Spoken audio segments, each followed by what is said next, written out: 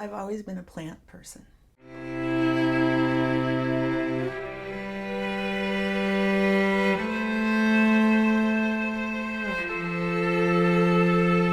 I've just always liked to be around them.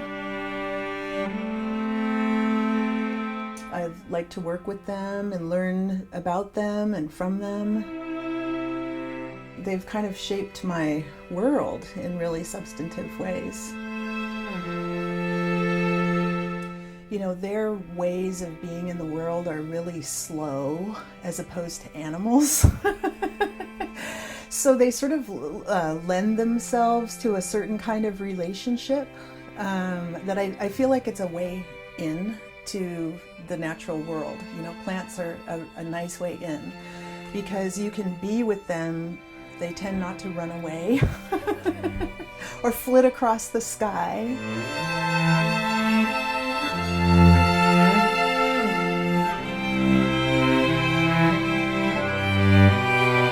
I am an environmental anthropologist. I wanted to work with a particular plant or an issue related to plants. So that was kind of my broad, sort of general idea. There are many examples of people-plant relationships that teach us a lot about what it means to live together and about histories of colonialism and exploitation, sugar probably being one of the finest examples of that. But, not all stories are the same. So, Huckleberry is the plant that I primarily focus on. It's been the center of my work. Everything that I've learned has been the process of either being directly related to Huckleberry or radiating out from that center. This one is Huckleberry habitat. What cultural anthropology in particular does is it helps us to understand the meanings that people make of the world around them. Cold to do an infused honey. How do plants become meaningful? Do you like valerian? To different groups of people. People have different responses. And why is that? How do those meanings emerge?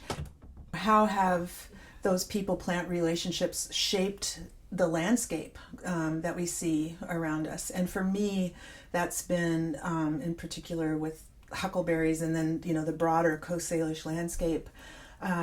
How did Coast Salish people care for this landscape, tend to the plants that were important to them and the animals that were important to them in a way that sort of shaped the landscape that we saw, or that Euro-Americans saw when they first came to this place?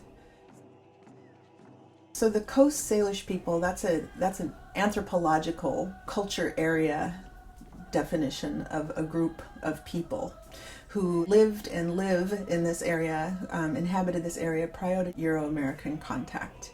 Coast Salish are the primary language group of indigenous people in Washington state, a little bit into Oregon, and then quite a ways north up into British Columbia.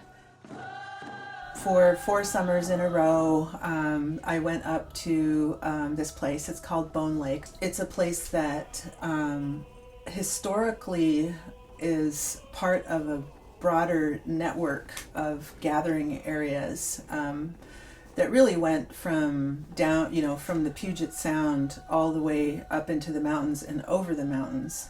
This particular place, which is on Forest Service land, it's never been logged. It's kind of just been left to its own devices since it's been part of the Forest Service.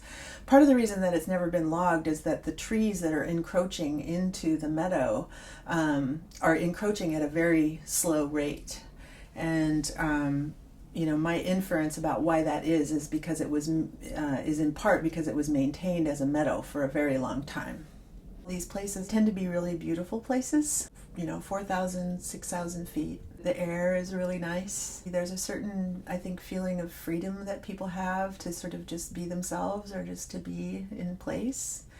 And I think for tribal harvesters, there's a sense that you are connecting to a very deep history, and that affirms your identity, your sense of who you are and where you come from, which is a saying that you hear very often.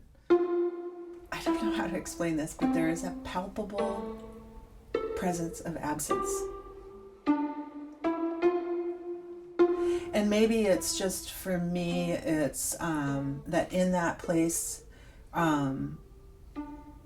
there, you know, there's a sense, I have a strong sense of this history and understanding a little bit about the robustness of the Coast Salish way of life for thousands of years. You know, this highly networked relationship, network with places, network with other villages, that for me, there's something about that adheres to this place, right? There's something about that history that adheres. And so it haunts me a little bit when I'm there.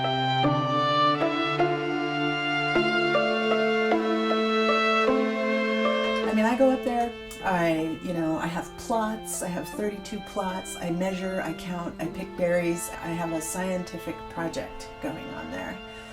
And it's important. But there's something that is there's something about that work and that place, there's so much more to that place that can never be communicated with the ecological study, with any of the historical documents. We can only write around it. It's odd, it's funny, but it's I think for me it's one of the most important things about my project. It's just coming to that recognition. It's the significance of that place in terms of our history that I think is what you come to recognize. When you start to, I guess, to some extent, fill in the gaps of processes of colonization and how that has, and the kinds of impacts that that's had.